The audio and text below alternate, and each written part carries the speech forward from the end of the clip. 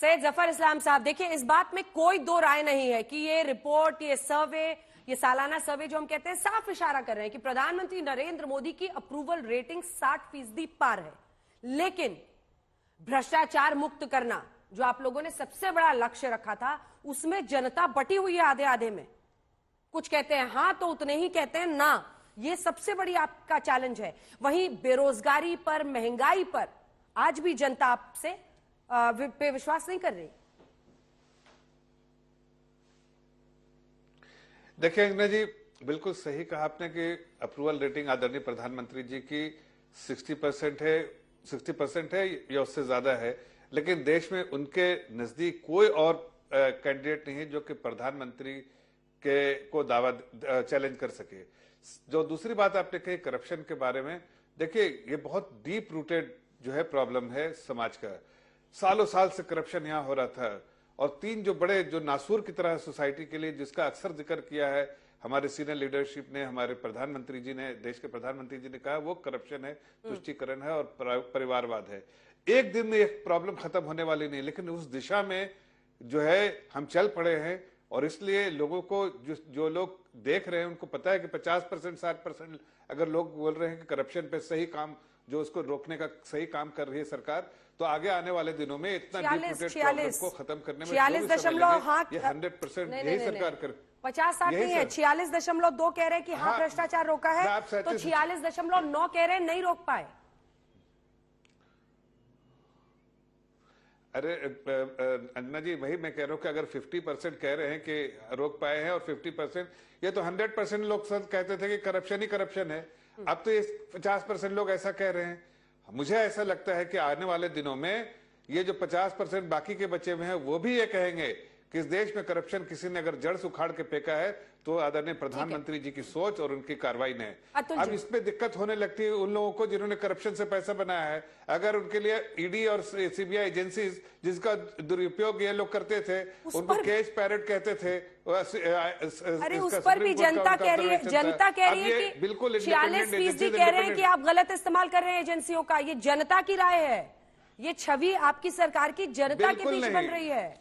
बिल्कुल नहीं। वो नंबर्स दिखा दीजिए जो 10 नंबर का ग्राफिक्स है। हाँ देखिए अंजना जी, ये मैंने देखा वो नंबर आपने बोला, मैं सब नोट कर रहा था आपके नंबर, तो मैं ये कह रहा हूं कि आपने 37 और 46 बोला है, मैंने देखा आपको। लेकिन यकीन मानिए ये आपने 500 करोड़ देखा। ये जो अभी साहू जी थे जो झारखंड में जो एमपी हैं कांग्रेस पार्टी के, आखिर ये करप्शन कैसे खत्म होगा? जब एजेंसीज को फुल फ्री फ्लेक्सिबिलिटी पूरी ना हो तो कैसे करेगा? जब एजेंसीज को पूरी आजादी होगी तो खत्म होगा। और इसीलिए मशीनें थक जाती है, लेकिन ये पैसा गिनने में थकते नहीं जो जमा करने में, लेकिन मशीन जो गिनने वाली, पैसे गिनने वाली, वो थक जाती है। इतना पैसा इन्होंने गबन किया है और करप्शन किया है। लेकिन हमारी सरकार बिल्कुल एजेंसीज को फ्री हैंड देकर रखा, कोई हस्तक्षेप नहीं। और इसीलिए हमें पूरी उम्मीद है कि आगे आने वाले दिनों में पूरे करप्शन फ्री देश बनेगा। ये जो नासूर है उससे दूर करेगा। ठीक है अतुल जी, ये सर्वे दरअसल ये बता रहा है कि विपक्ष किस तरह से इस देश में विफल हुआ है। आप लोगों के लिए बहुत चिंता का काल है ये, इसलिए है क्योंकि पीएम नरेंद्र मोदी न सिर्फ हैट्रिक बनाते हुए दिखाई दे रहे हैं, उनकी अप्रूवल रेटिंग्स, एंटी इनकम्बेंसी तो है ही नहीं। कोई तीसरी बार चुनाव में जा रहा हो और 60% जनता उनके काम को अच्छा या शानदार बताए, 11% और जोड़ लीजिए जो एवरेज कह रहा है, तो 71% हो जाता है। नाराजगी तो है ही नहीं सरकार से। ये आप लोगों के लिए बहुत बड़ी चिंता की बात होनी चाहिए। आप विफल रहे हैं एक विकल्प देने में इस देश को। देखिए अंजना जी, ये दिसंबर के दौरान किया हुआ सर्वे है। फरवरी में जो सर्वे आप फिर से करोगे तो शायद देश का मूड उल्टा हुआ दिखाई देगा। अभी जफर इस्लाम जी को आपने सवाल पूछा, जवाब नहीं दे पाए। जवाब तो उसका ये है कि जड़ें भ्रष्टाचार की मजबूत की है।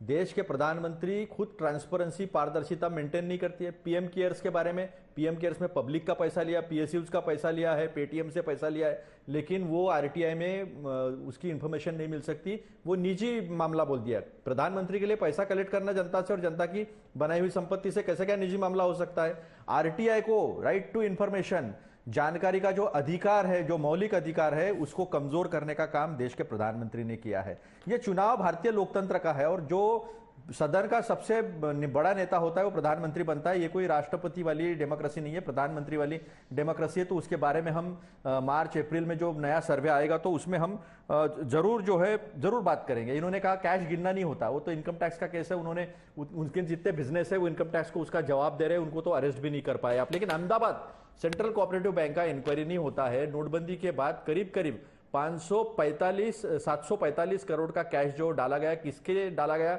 जहां देश के गृह मंत्री खुद वहां डायरेक्टर है, वहां बैंक में डाला जाता है। 5 दिन में 745 करोड़ गिनने के लिए मशीनें कम पड़ गई थी, लेकिन उसका सर्वे होता नहीं है।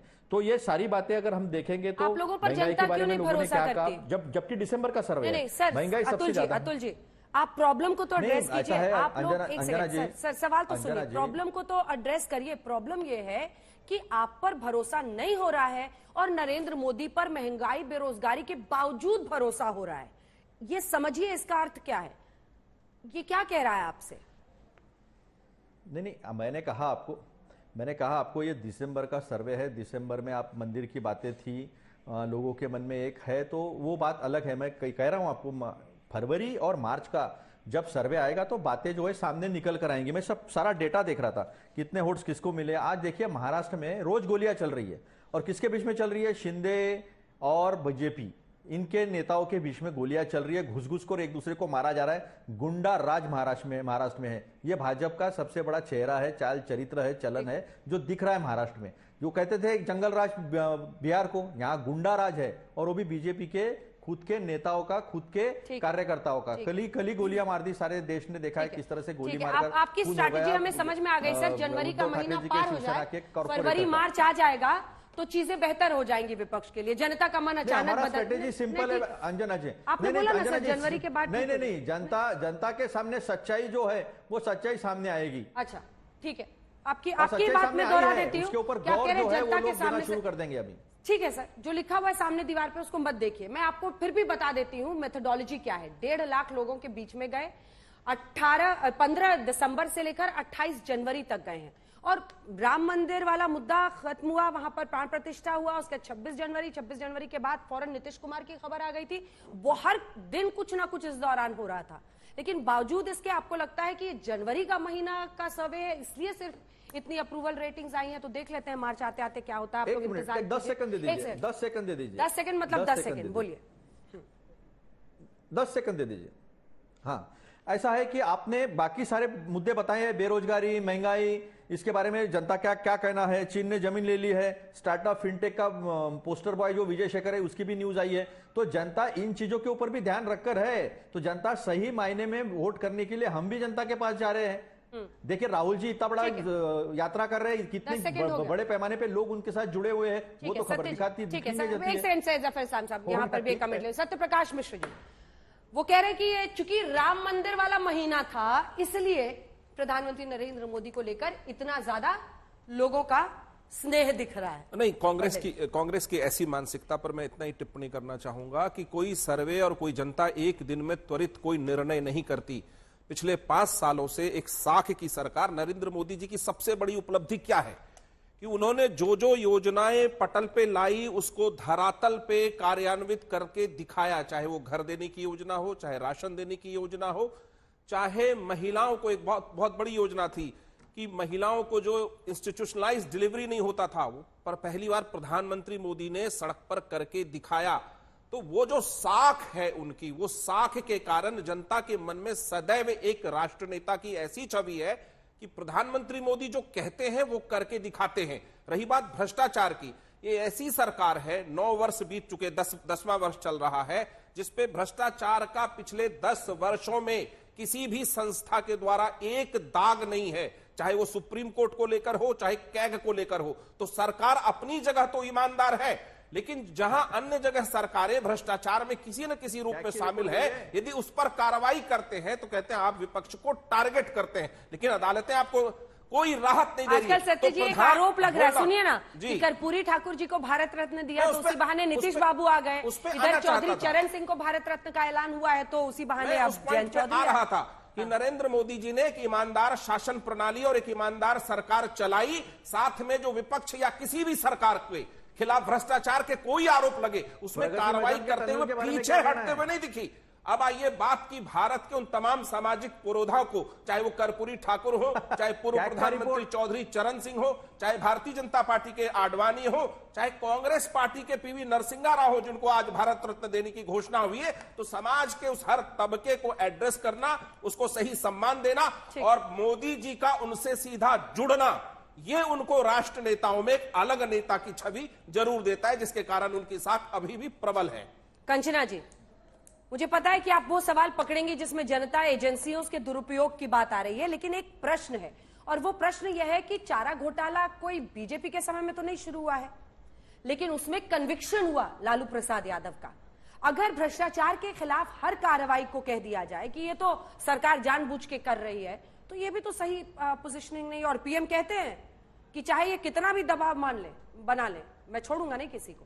देखिए अंजना जी, आपके सवाल का जवाब दूंगी, लेकिन उसके पहले क्योंकि यहाँ पर आपने डेटा दिखाया और डेटा साइंस की स्टूडेंट होने के नाते मैं कुछ उस पर सवाल अपना रखती हूँ कि यहाँ पर आपने ये नहीं बताया कि सैंपल जो साइज था वो कितना था। 1,40,00,000 का जो है यहाँ पर लोग रहते हैं इस देश में, आपने सैंपल साइज कितना रखा उसका एरर आपने सुना नहीं? 1,00,000 ठीक है, आपने 1,49,081 लोग। लेकिन आपने वो जो डेटा रखा, अब कोविड से दिल्ली हो सके ज्यादा अफेक्टेड था, लेकिन रूरल एरिया जहां पर 70% लोग रहते हैं वहां पर हो सके लेस अफेक्टेड था। क्या इस परसेंटेज में वहां पर जो है पूछा गया सवाल, क्या इस परसेंटेज में दिल्ली में पूछा गया सवाल या देश के अलग अलग स्थानों पर पूछा गया सवाल? और दूसरा सबसे बड़ा बात, जो हिंदू धर्म की बात हो रही है, हिंदू धर्म बढ़ा है, इसका क्या देश में जितने भी समुदाय हैं, जितने भी धर्म है, जितना उनका पॉपुलेशन है, उस प्रोपोर्शन में उनसे सवाल पूछा गया? अगर एक ही धर्म से पूछा गया और खासकर जो अयोध्या बेस्ड होंगे या जो आसपास होंगे, क्या अलग अलग किनारों से, देश के अलग अलग भागों से सवाल पूछा गया? और रही बात की जांच एजेंसियों से, उसमें भी आप बताइए कि कितना पक्ष और कितना विपक्ष के लोगों से पूछा गया। मानती हूं कि जो सर्वे होता है रैंडम होता है, रैंडम सर्वे डेटा सिलेक्ट किया जाता है। क्या रैंडम सिर्फ एक स्थान से सर्वे गलत है? राज्यों में सर्वे गलत नहीं, मैं आपकी बात मान रही हूँ। सर्वे में खामियां हैं बहुत सारी। हालांकि वैसे तो कास्ट सेंसस जो आपकी मतलब फिर बीच में नीतीश बाबू के साथ आप वो कास्ट सेंसस अप्रूव हुआ था, बीजेपी और जेडीयू जब साथ थे, लेकिन टेबल हुआ जब ये साथ थे आपके, और उसमें भी लोग कह रहे हैं बहुत सारी खामियां। हटा दीजिए, नरेंद्र मोदी की लोकप्रियता आपको नहीं दिखाई दे रही है? आपने चैलेंज नहीं है आपके लिए? नहीं, सुनिए, आपने यहाँ पर जो आंकड़ा दिया लोकप्रियता आपने पूछा, मैं उससे पूछ रही हूँ कि डिफरेंट एज ग्रुप, वो लोग जो नेहरू जी का पीरियड देखे हो, वो लोग जो इंदिरा गांधी जी का पीरियड देखे हो, वो लोग जो अटल बिहारी वाजपेयी जी का सरकार देखे हो और प्रधानमंत्री नरेंद्र मोदी जी का सरकार देख रहे हो, वो लोग उनका कितना जगह है? और यूथ, आज का यूथ जो मोदी जी के युग में है और आज का सिर्फ समय देख रहा है, उनका कितना वहां पर प्रपोर्शन रहा है? कुछ भी उम्र हो, वोट वही लोग डालेंगे। 18+ से ही इंटरव्यू किया जाता है, सर्वे में रैंडम सैंपल्स लिए जाते हैं, मैक्सिमम रिप्रेजेंटेशन की कोशिश होती है। कोई भी सर्वे 100% प्रूफ नहीं होता है। लेकिन सवाल पर आइए ना, क्या आपको नरेंद्र मोदी की लोकप्रियता नहीं दिखाई दे रही है? कोई चैलेंज नहीं दिख रहा है? एक साथ आए थे, सीट शेयरिंग करेंगे, सबके सब फ्लॉप हो रहे हैं। बिहार में तो आप संभाल नहीं पाए अपने गठबंधन को, कैसे होगा? कैसे मोदी का मुकाबला करेंगे? कैसे हैट्रिक बनाने से रोकेंगे? सर्वे पर लड़िए, आधा घंटा उस पर आप बोलते रहिए, हम भी बोलते रहेंगे। बिहार में गए, यहाँ पर हैं, ये खुद से गए या ले जाया गया, ये तो यही बताएंगे। और रही बात, जब ये हमारे साथ आए और बोले कि बीजेपी हमारी पार्टी को तोड़ रही है, लालू जी बचा लीजिए, और सरकार साथ में बनी, और उसके बाद ये चले जाते, और कल ही उनके बीजेपी के प्रदेश अध्यक्ष का बयान आया हुआ है कि हम 25 में अकेले सरकार बनाएंगे, ये नीतीश जी नहीं रहेंगे। आखिर में कैसे आप प्रधानमंत्री जी के बयानों का तो बड़ा डिफेंड कर रहे हो सर, लेकिन ये तो बता दो कि वहां लोकल लेवल पर क्या हो रहा है? जो मुरेठा बांधे हैं आप ही को, नीतीश जी को हटाने के लिए वो बांधे हुए, ये सब सवाल नहीं है। मैं आपसे कह रही हूँ कि आज आप पॉपुलैरिटी पूछ रही हैं, लेकिन नेहरू जी भी जब प्रधानमंत्री थे और उनके बाद नेहरू के बाद कौन, आफ्टर नेहरू कौन, यह भी सवाल बहुत उठता था। लेकिन आए, मिले इस देश को, आए तो इतने सारे लोग परिवार के आए, क्या प्रॉब्लम थी? नहीं, परिवार के कहाँ आए? आप वही उसी पर बात करती। नेहरू के बाद आए, लेकिन उसके बाद यूपीए में भी हो रहा था कि कौन प्रधानमंत्री बनेगा, और सारे जो प्री पोल ओपिनियन होते थे, साइनिंग इंडिया को उन्होंने बहुमत से जिता दिया था, लेकिन यूपीए 1 भी जीती और यूपीए 2 भी जीती, और प्रधानमंत्री का फेस एक सेकंड संजय जी दे दें, उसके सत्य जी आप जवाब दीजिए, नहीं तो ऐसे में फिर चिल्ला चिल्ली सिर्फ होती है। संजय जी, ये नंबर्स को जरा पर्सपेक्टिव में डालिए, और उनका ये कहना कि राम मंदिर वाले महीने में हुआ है, उससे स्थितियां बदलेंगी आने वाले, क्योंकि 90 डेज अभी है रन अप टू वोटिंग में। दूसरी तरफ इनका कहना कि शायद सही रिप्रेजेंटेशन नहीं है, और भी बहुत सारे प्रश्न। देखिए, सर्वे की फाइनल डिटेल्स पे जाने की जरूरत नहीं है, लेकिन मुझे लगता है जब इतना बड़ा सैंपल है तो हम ये मान के चलना चाहिए कि रिप्रेजेंटेटिव होगा। दूसरी बात, आप प्रधानमंत्री मोदी की पॉपुलैरिटी की बात कर रही थी और इस पर बड़ी चर्चा हुई कि क्या इसमें जवाहरलाल नेहरू को जो लोग कह रहे हैं उनका एज ग्रुप क्या है। लेकिन मोटी सी बात यह है, अगर एक व्यक्ति की पॉपुलैरिटी इतनी ज्यादा हो और दूसरे व्यक्ति से जब उनकी तुलना कर रहे हैं, आप किसी भी एज ग्रुप में उसको किसी भी तरह से डेटा को बांट के देखेंगे तो भी वो व्यक्ति पॉपुलर ही दिखाई पड़ेगा जिसकी पॉपुलैरिटी बहुत है। जब पॉपुलैरिटी दो लोगों की आगे पीछे होती तब इस तरह के डिटेल्ड एनालिसिस से आपको कुछ निकल के आता। लेकिन प्रधानमंत्री मोदी पॉपुलर हैं, न सिर्फ ये डेटा और तमाम ऐसे डेटा जो हैं वो बताते हैं। सिर्फ देश के लीडरों के बीच में ही पॉपुलैरिटी नहीं है, इंटरनेशनली भी अगर आप देखेंगे तो प्रधानमंत्री नरेंद्र मोदी की पॉपुलैरिटी बहुत ज्यादा है। इसमें कोई दो मत नहीं है। रही बात कि पूरा डेटा क्या कहता है, क्या निचोड़ है उसका, मैं अपने नजरिए से बताने की कोशिश कर रहा हूं कि सरकार के कई ऐसे कामकाज हैं जिसकी लोग सराहना कर रहे हैं। प्रधानमंत्री मोदी की छवि, प्रधानमंत्री मोदी का काम, सरकार का काम। लेकिन साथ ही साथ मुझे लगता है कुछ ऐसी चीजें हैं जो एक तरह से अलर्ट है बीजेपी सरकार के लिए। बेरोजगारी की बात हो रही है, प्राइस राइज की बात हो रही है और भ्रष्टाचार का जो सवाल है कि लोग मानते थे कि यह सरकार बिल्कुल ईमानदार सरकार देगी, लेकिन वो ये आधे लोग अभी कहते हैं कि नहीं सर, भ्रष्टाचार पे पूरी तरह से नियंत्रण नहीं लगा। ये दो तीन ऐसी चीजें हैं क्योंकि उनके निजी अनुभव भी उसमें शामिल होते हैं ना, हर स्तर पर लोग सामना करते हैं जी। तो दो तीन चीजें ऐसी हैं जो एक तरह से कहें कि जिसके लिए बीजेपी को अलर्ट करती है कि भाई ये सारी चीजें, ये हकीकत है। आपने बहुत अच्छी सरकार दी, राम मंदिर का निर्माण हुआ, धारा 370 हुआ, प्रधानमंत्री मोदी की छवि है, ये सारी चीजें हैं। और एक और बात कि प्रधानमंत्री नरेंद्र मोदी पर बीजेपी की जो डिपेंडेंस है वो दिनों दिन बढ़ते जा रही है। लॉन्ग रन में बीजेपी को इसका भी संज्ञान लेना चाहिए, यह भी एक चिंता का कारण बन सकता है। शॉर्ट रन में तो महंगाई, बेरोजगारी और भ्रष्टाचार, ये तीन ऐसी चीजें हैं जो बीजेपी को जिस पर सोचने की जरूरत